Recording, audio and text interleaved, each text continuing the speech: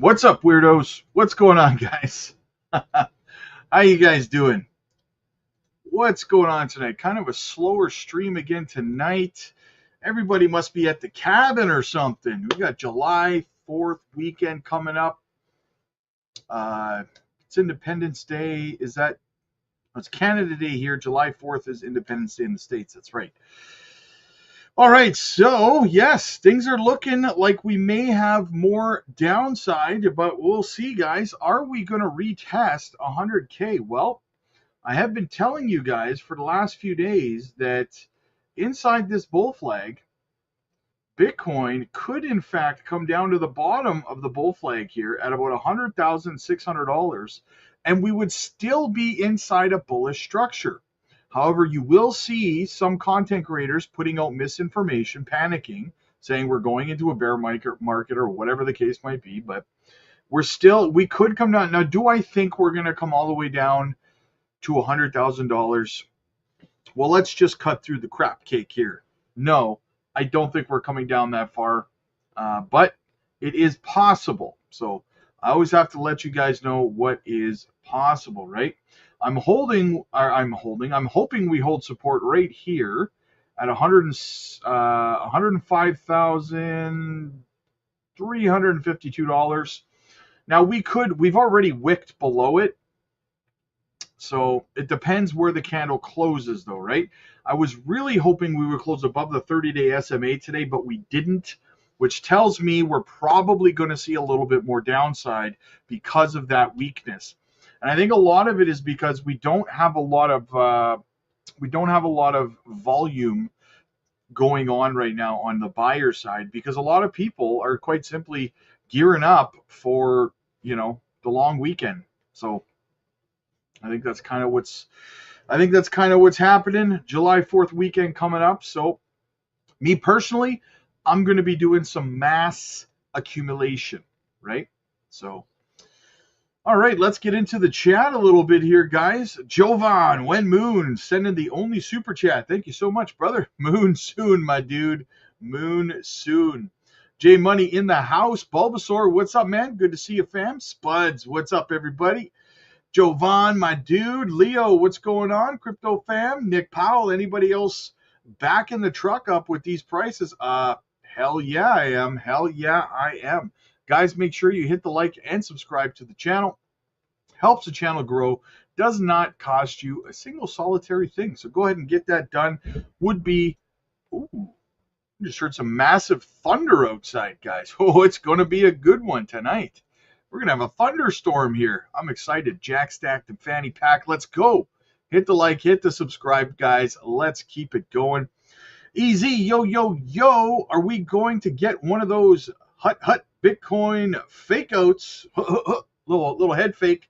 Where's all my sissy bears at? Let's go. Yeah, or listen, this could be a bear trap. Very possible we see a bear trap, right? Listen, here's the thing you need to understand, okay?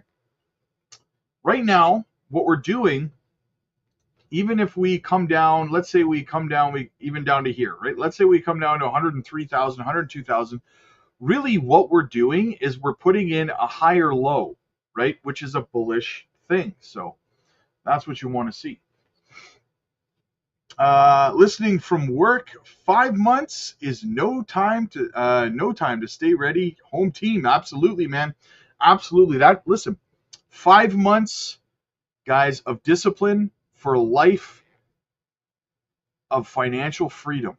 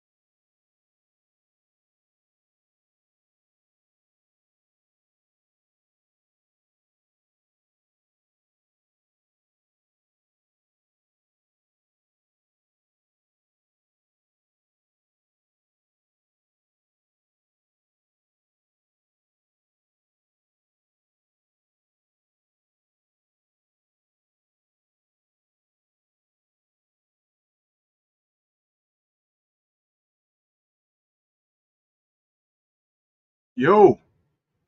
Am I back? Am I back? The thunderstorm knocked my power out, guys. I don't know if I'm back or not. Let me know in the chat if I'm back. Yeah. Nice. Okay, we're back. Yeah, sorry about that, guys. Um, Having a massive thunderstorm here, and it just went, all of a sudden, my power just went poof, gone. Power to back up. All right. So we're back. I apologize, guys. I apologize for that. Sorry. Oh, look at that. Ramona's got my back while I'm gone. How long has it been gone? I was late. Bring the beard back. Yes, I will. As soon as winter time comes, we'll grow the beard back out. But yeah, I apologize, guys. That was crazy. That was crazy. All right, so completely lost where we were and all that fun stuff. So, all right then.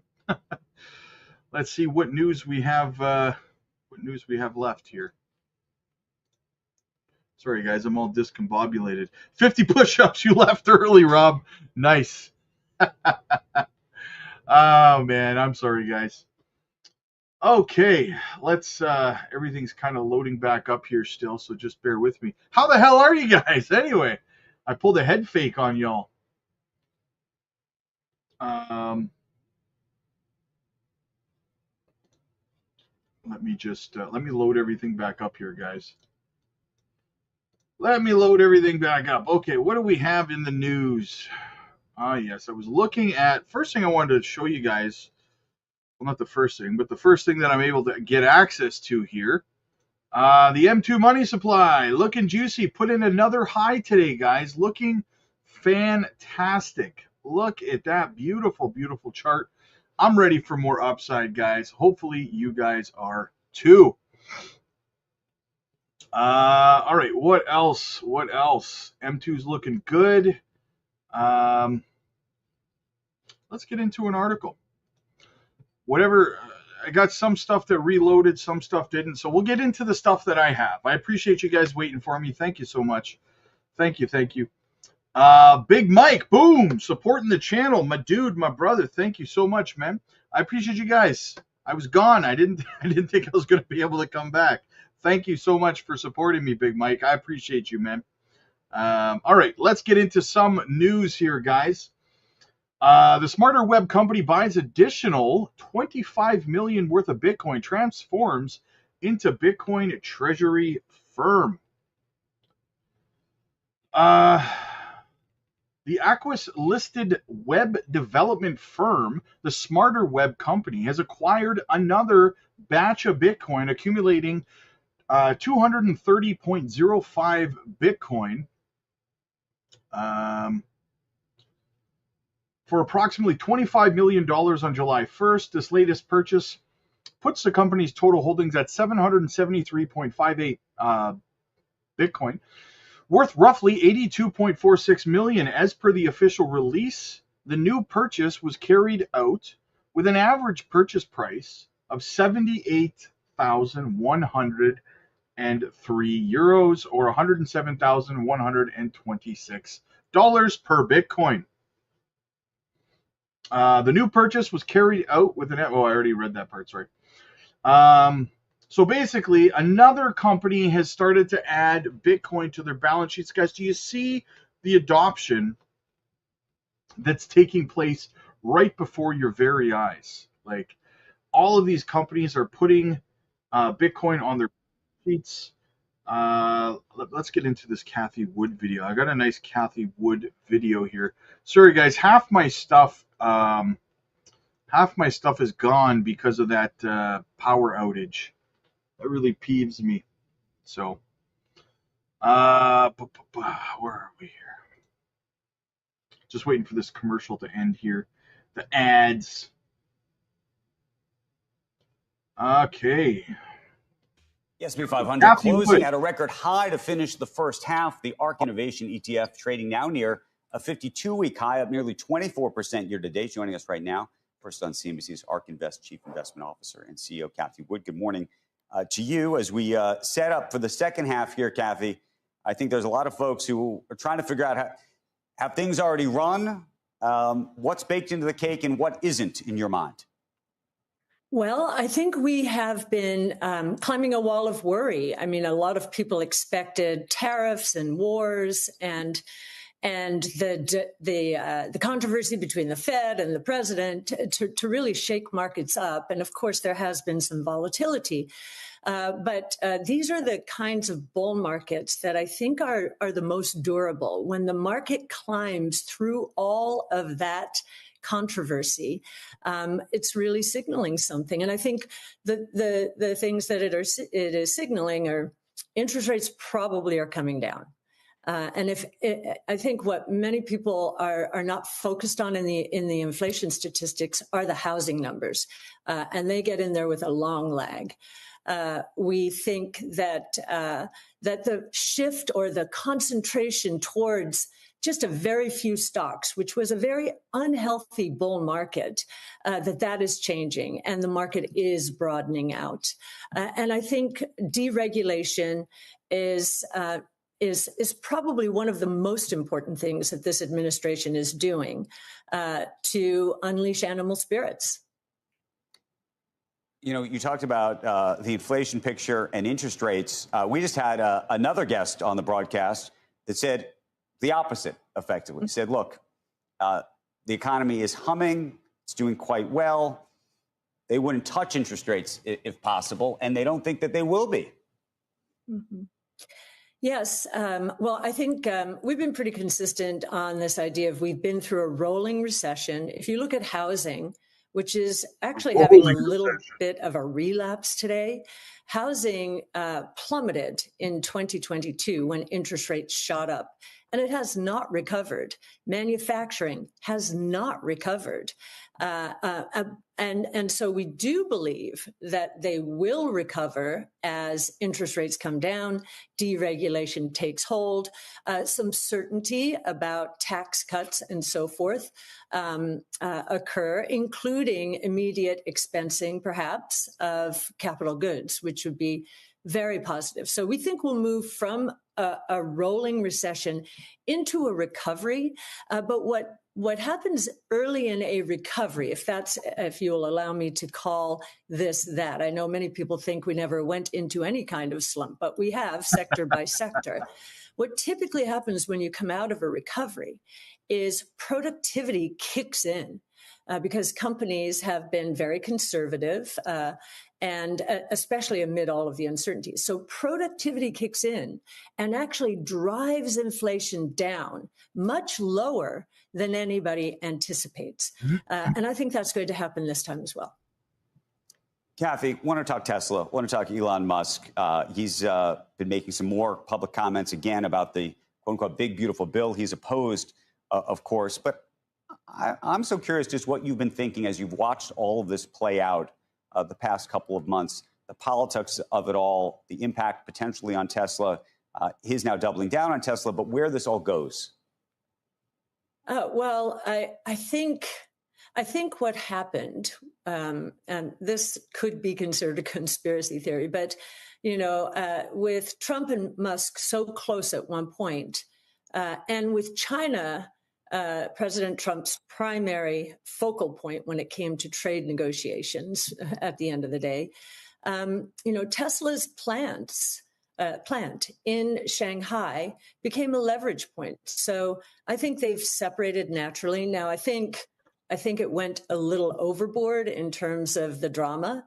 And I think the same is true today.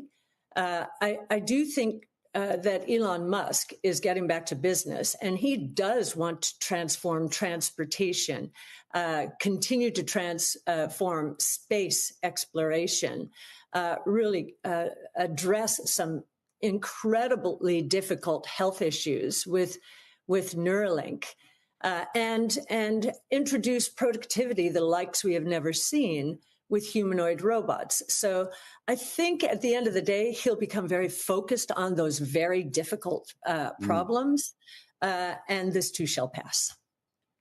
Do you think that he's going to be out there effectively financing folks, financing campaigns to primary individuals who vote in favor of this bill? And if he does that, and whatever time and attention that takes and whatever you think about the politics of that, does that impact Tesla or any of the businesses or other ventures that he's pursuing?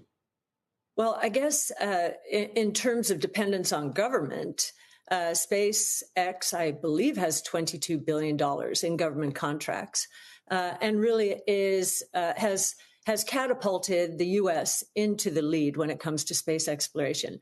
I don't think the president that formed the Space Force wants to change that.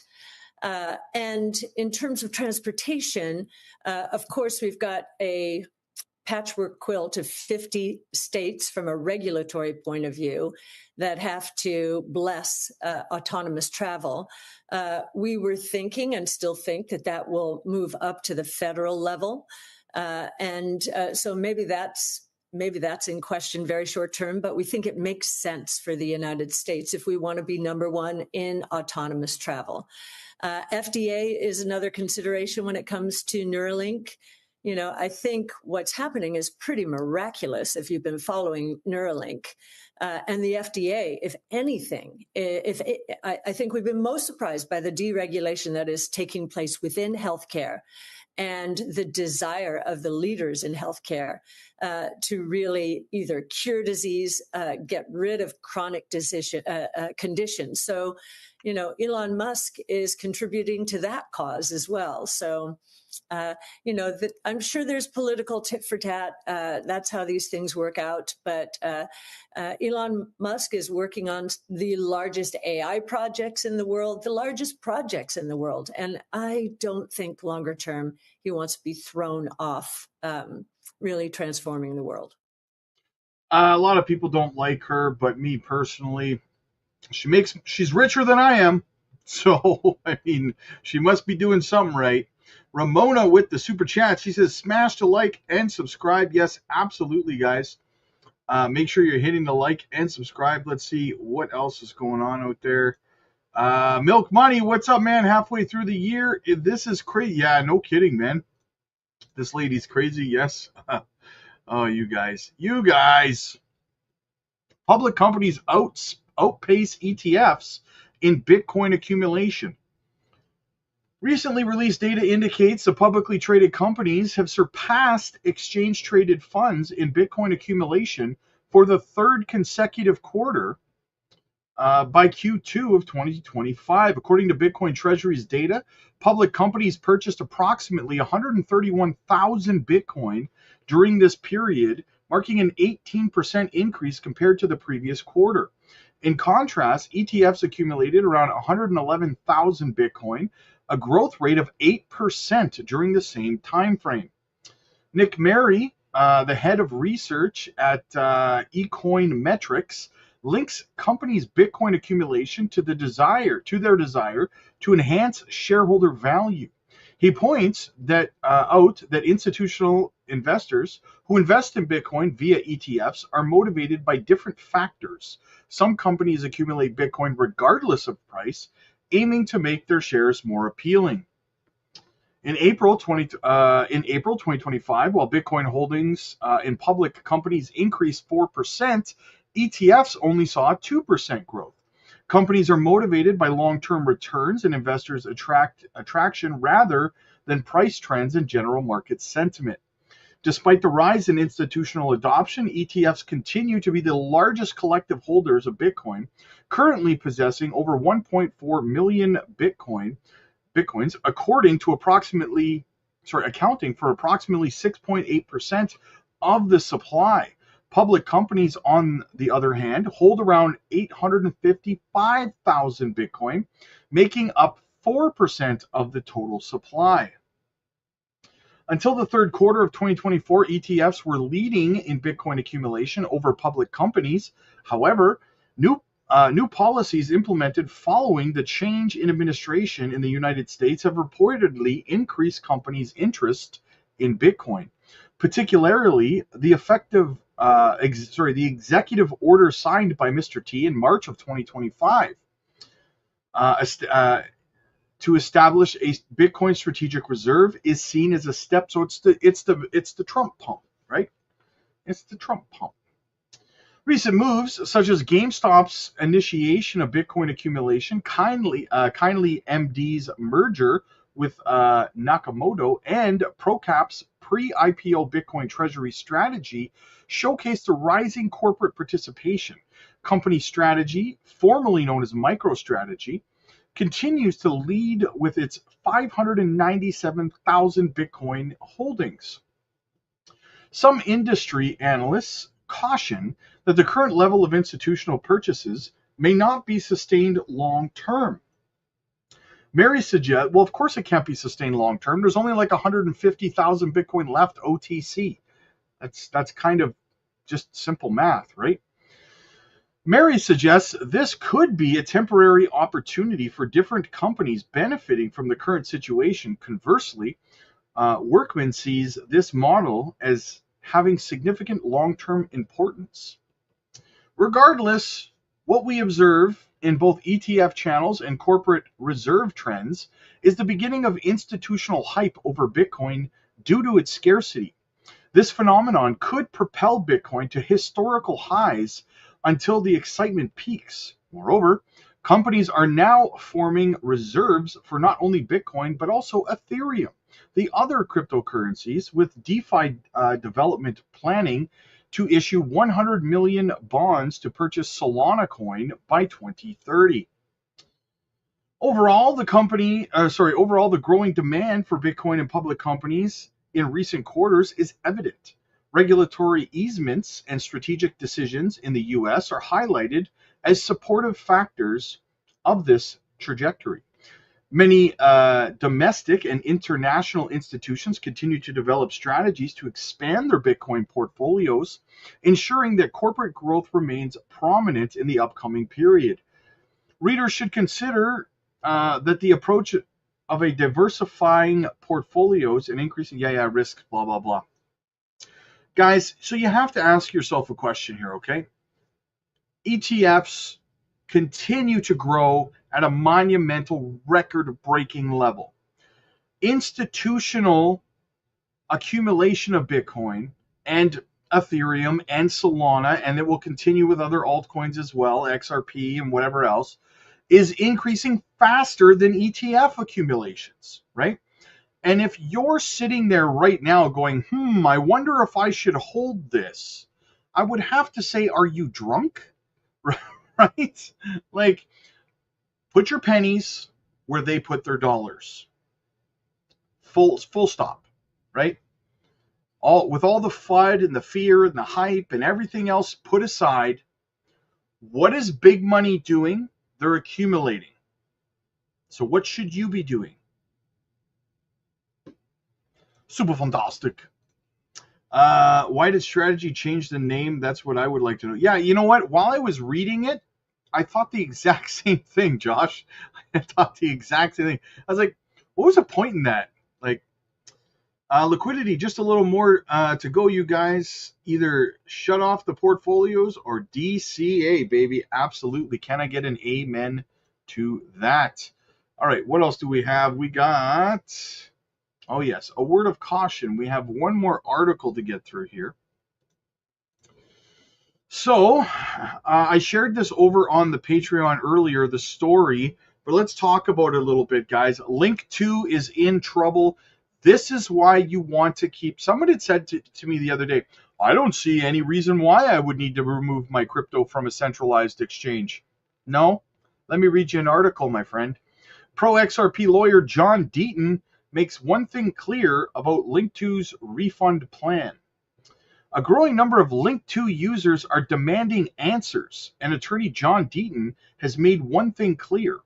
Returning investors' initial contributions without accounting for asset appreciation would be a serious injustice. In a detailed post on X, Deaton highlighted what he views as a deeply flawed refund scenario that would see Link 2 benefit from the very investments its users funded. So Link 2 is an exchange. It's a private equity investment platform, halted operations in February of 2025 amid regulatory scrutiny. Since then, customers have been unable to access their funds. While the company insists clients' assets remain secure, the broader concern is what form any refund process will take. So ask yourself before I even continue, guys, can you imagine the rage that you would feel right now? Imagine being a Link2 customer and you're holding your crypto over there and they have froze everyone's ability to access their crypto since February. It's July, right? What would they have done if the altcoin season had started and everyone's portfolios were exploding, but they couldn't access anything, right? I try to tell you guys this. This is not a one-time thing. This kind of thing happens all the time. You cannot trust exchanges with your money. They can freeze your ability to touch it at any point that they want. And there's not a damn thing that you can do about it except complain, okay? Keep your crypto safe. Keep it off exchanges, you guys. Deaton pointed to his $30,000 investment in Circle, now worth $157,000, arguing that a refund of only the original amount would unjustly allow Link2 to keep over $120,000 in gains. He emphasized that he didn't invest in Link2 so Link2 could profit from his capital. So basically what they're worried about here is that he invested in Coinbase stock $30,000. That $30,000 appreciated to $157,000.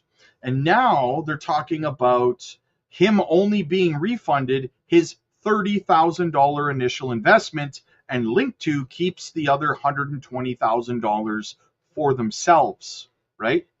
So you cannot trust exchanges, you guys. He also referenced Ripple's June 2024 buyback at $175 per share, noting his average purchase price was $33. Many investors entered even lower. If Link2 kept the appreciated equity while returning only initial contributions, Deaton said the financial windfall it would retain would be unacceptable and deeply unfair to those who funded the purchases. Deaton's position is not personal. He's calling for collective resistance. He warned that any refund structure must reflect the current market value of the shares acquired with user funds, not just the entry price. The crypto space is filled with scammers and opportunists looking to benefit from others, and while Link2 may not resemble popular scam attempts, its actions are a breach of trust and ethics. Deaton stated that he won't allow those responsible to benefit from screwing us over, reflecting the anger now fueling investor backlash. Deaton warned investors to be wary of opportunists offering to buy their positions at a discount, aiming to exploit fear and frustration.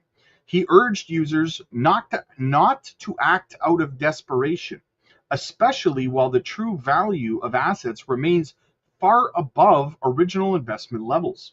While some assets, like PolySign, may no longer hold value, Deaton stressed that ones, particularly Ripple and Circle, have seen significant gains, ignoring that in any refund plan would unfairly benefit the wrong party. Can you imagine the fury that you would feel? My goodness, man, would I be furious. But it's the way she goes, guys. Cannot trust centralized exchanges. I keep saying it, and then I keep getting people who doubt it, but the proof is in the pudding. Why does this crap keep happening? I mean, I feel like it's happening more and more. Yeah, and you know what? It was rampant through the 2021 cycle as well, right? It's not brand new by any stretch of the imagination, and it does just keep happening.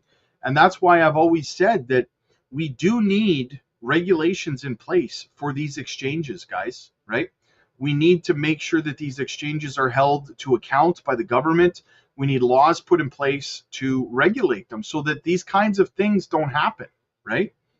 So I don't know, just my thoughts, guys. Just my 2 cents. All right, guys. So listen, that's the stream because the thunderstorm knocked my power out and all my other stuff shut down on me. So I don't have anything else for you.